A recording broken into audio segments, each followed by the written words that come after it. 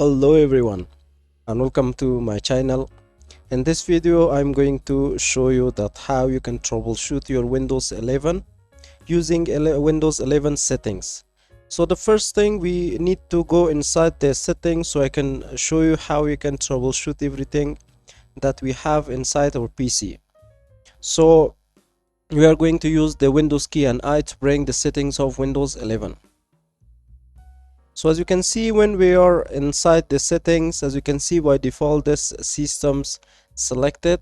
So we are going to scroll down so we can find this troubleshoot.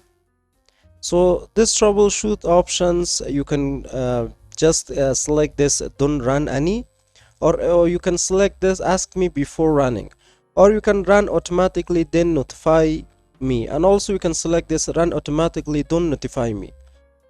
So we don't want to see this recommendation for troubleshoot, but if you see that your PC need to will run a troubleshoot automatically, so then you're going to select one of these options.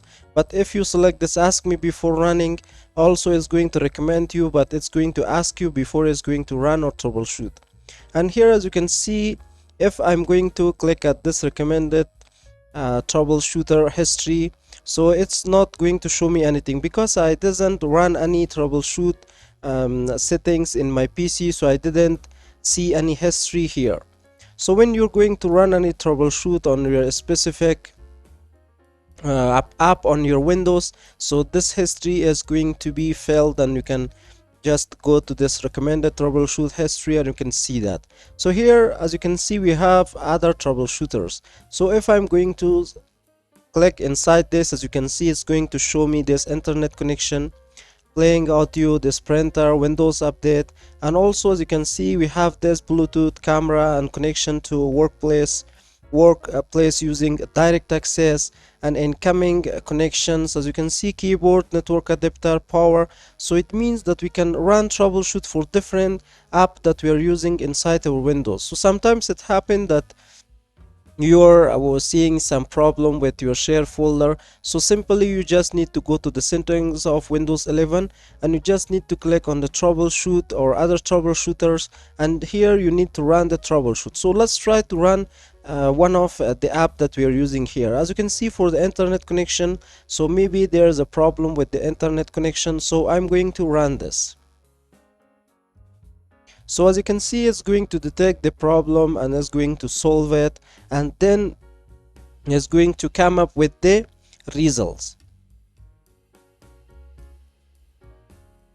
So this is really important option with Windows 11, guys, because if you want to find problem and there is a problem with your drivers, or maybe it is tax, so this is really going to help you to troubleshoot your specific app. So this is going to troubleshoot all the it's going to check all the drivers, is going to check whatever is going to be with your app, it's going to solve it. So as you can see here, troubleshoot my connection to the internet, or I can help me connect to a specific web page. So I don't want to help anything, just troubleshoot to connect me to internet. As you can see, it's going to start network diagnostic, and also it's going to look for all problems that's going to be available. So then it's going to use this connectivity to connect to the internet.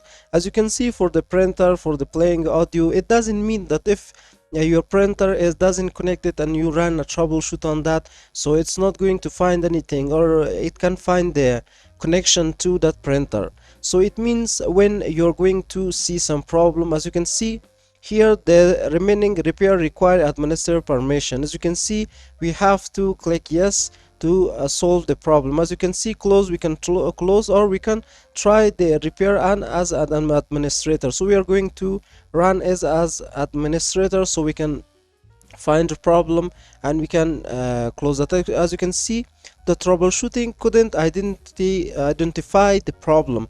It means there is no problem with my internet connection, so I can close that, or I can go to give feedback on the troubleshooter as well. So I'm going to close this.